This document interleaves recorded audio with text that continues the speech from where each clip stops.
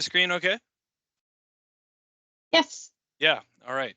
So yeah, I'm Craig, and I'm a parent, and this is something I'm pretty passionate about, so I'll just jump right into it.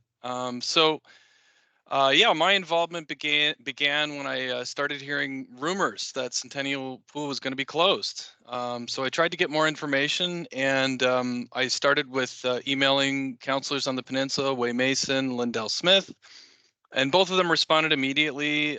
Councillor Mason wrote back saying that the motion that he had put forward is not to close the pool, but to expedite replacement for Needham and a 50-meter pool replacement as well.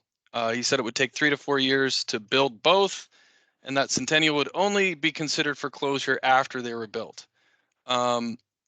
His goal was to get staff planning and to build before something happens to Centennial again, like another leak, so the Trojans and other clubs don't face another loss of service. And Lindell Smith was a little more concise in his response. He said nothing has changed since the motion had been put forward, and there were no plans to close the pool. So based on both of those, I decided I needed to get more information. I needed to be a more informed citizen.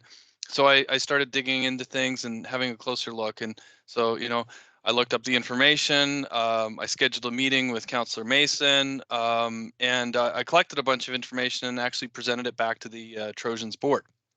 So the motion that he put forward is on the screen, and my interpretation is that it was simply asking staff to make a report to outline the steps to explore replacement of Centennial Pool with a new 50-meter pool that meets Canada Games requirements, advancement of the replacement of Needham Pool, and to recover costs through disposing of Centennial Pool.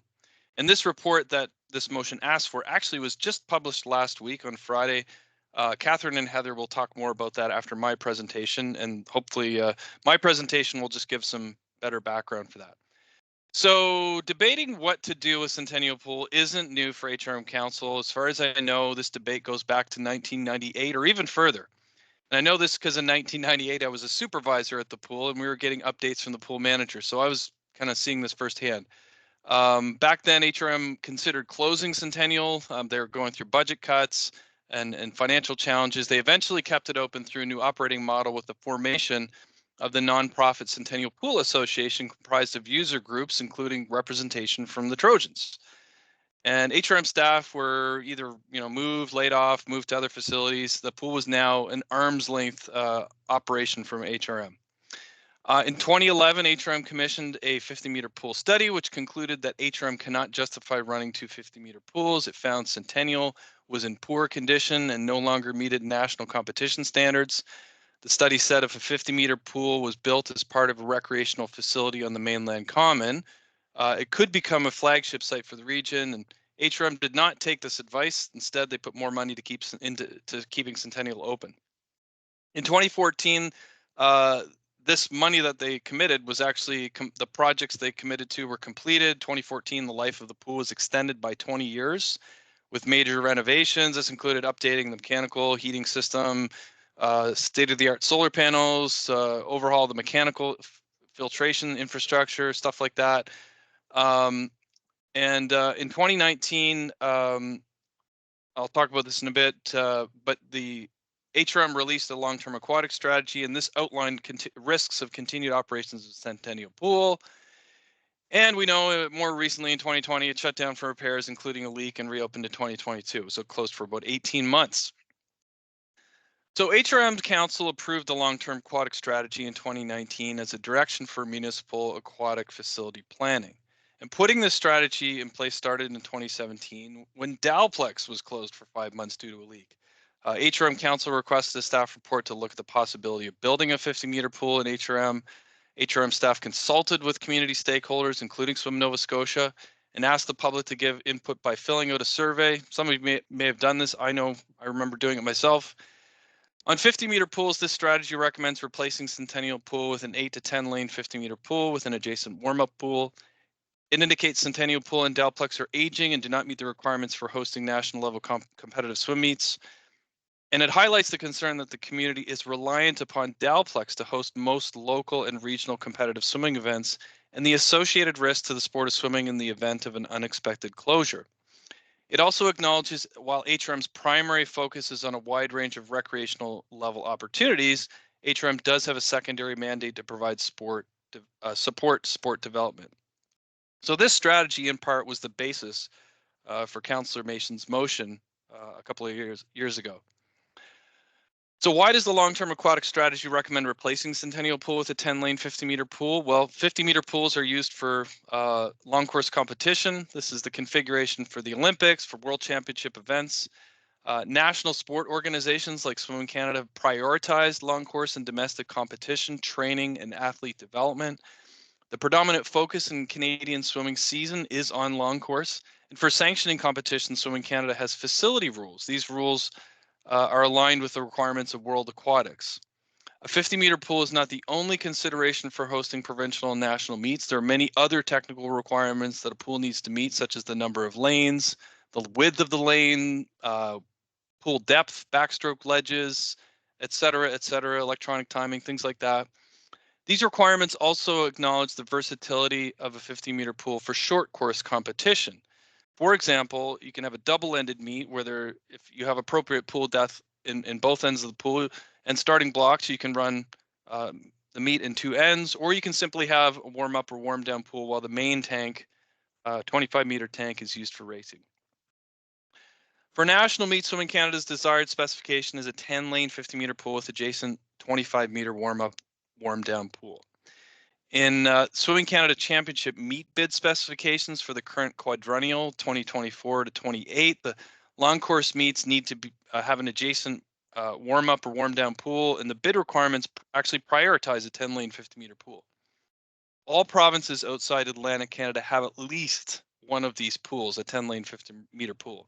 But in Atlantic Canada, we do not. There is a long history of national level meets generally not being hosted in Atlantic Canada because of this. Eastern Championships in 2009 were the last, and it's potentially likely that we'll never host anything like this again until a new pool is built.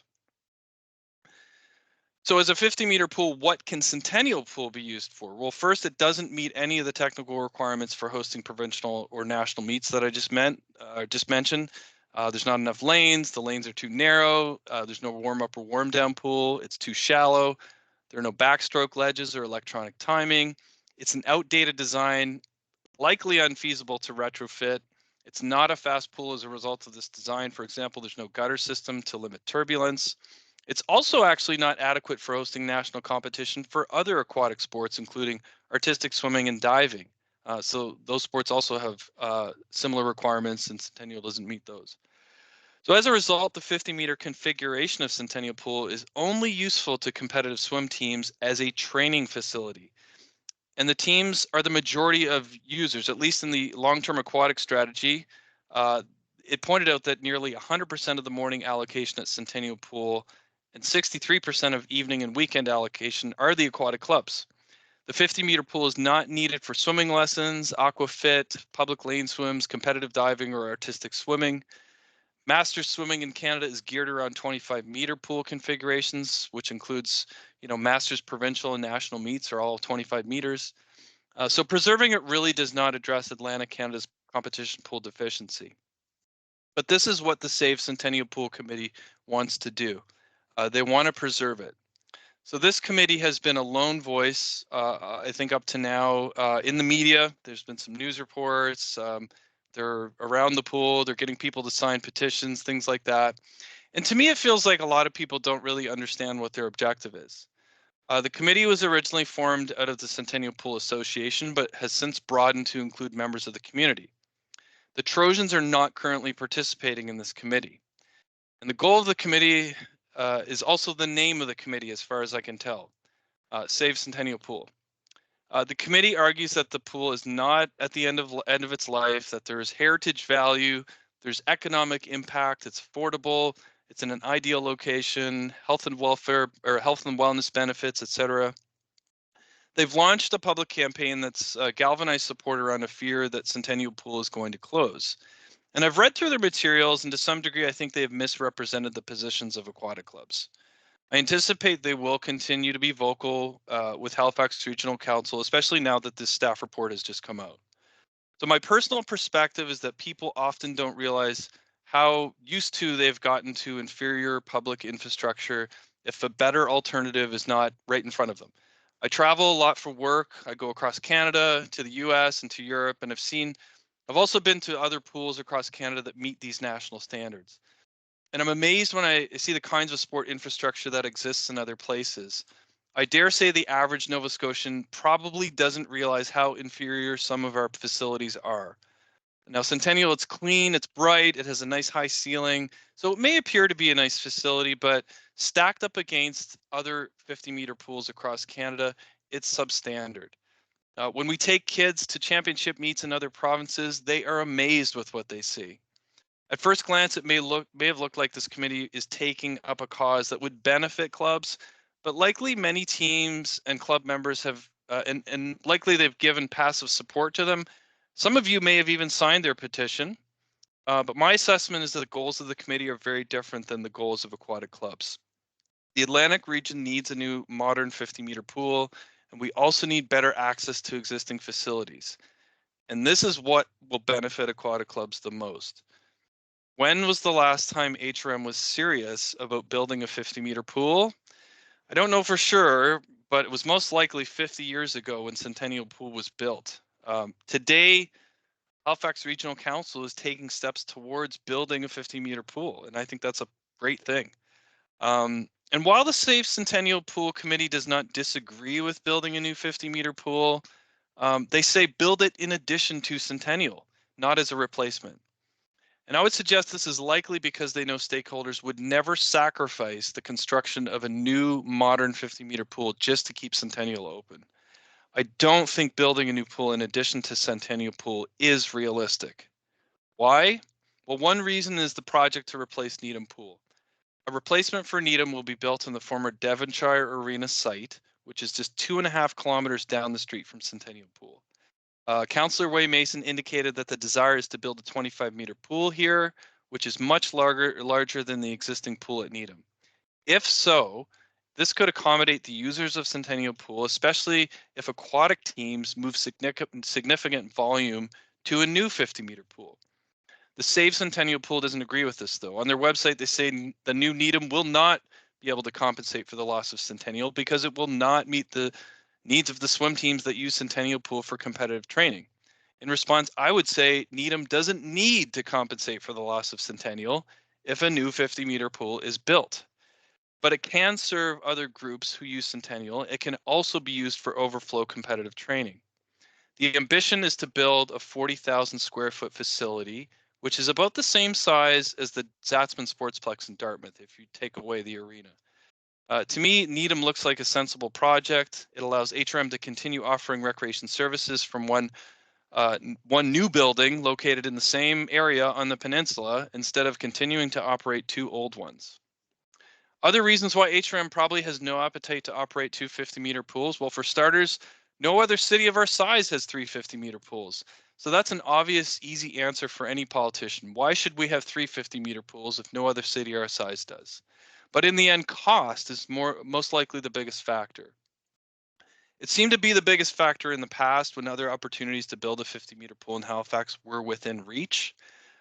In recent years, municipalities have had many new costs and challenges thrust upon them since the pandemic, mainly related to the housing crisis, but also climate-related emergencies and additional demand for municipal services with rapidly growing populations. We saw a news story a few months ago with HRM recommending nearly a 10% increase to property tax. Other municipalities are grappling with similar issues, and similar headlines are appearing across the country. Going back to Councillor Mason's comment to me about planning now, it seems pragmatic that the projected end of life of Centennial, which was supposed to be 20 years from 2014 after that rejuvenation project, should logically coincide with the construction of a new pool. As well, with Nova Scotia as the planned host for the 2037 Summer Canada Games, a modern competition pool will be needed for that as well. So Councillor Mason's quote in the Halifax Examiner article, which you see on the screen, talking about using the funds raised from the sale of the land, really does show and point to that money from the disposal of Centennial Pool will pay could be used to pay for new facilities in an otherwise challenging financial environment. Now, while this may seem like a straightforward case, my experience is that when there is a lack of financial means and political will to move a project forward, governments may seek compromise. And I know this firsthand.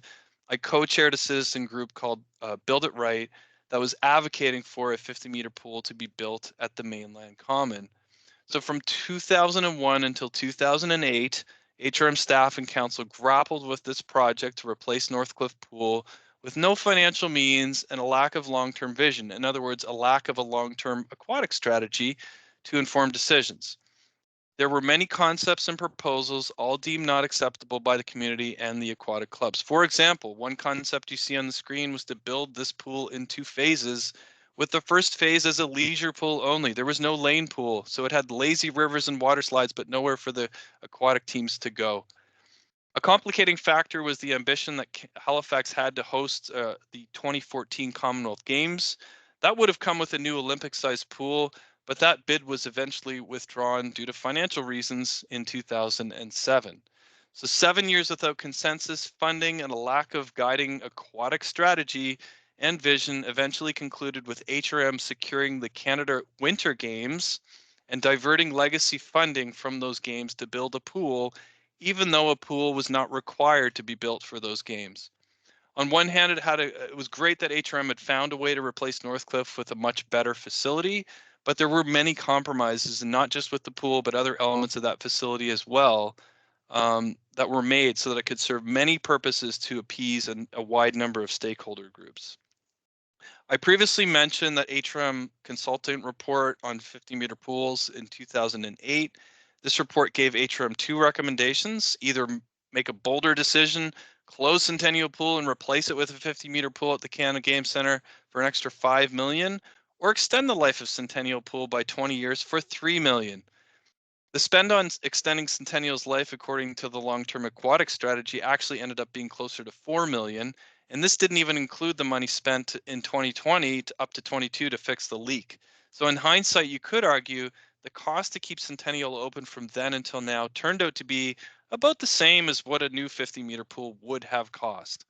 If a different decision was made, we'd already have a 50-meter pool that had opened in 2011. In 2008, there were conflicting priorities. There was a lack of a long-term aquatic strategy. But today, 15 years later, we face similar risks that come from conflicting priorities, such as a lack of vision, a lack of focus, which could lead to lower ambitions, compromises, and delays.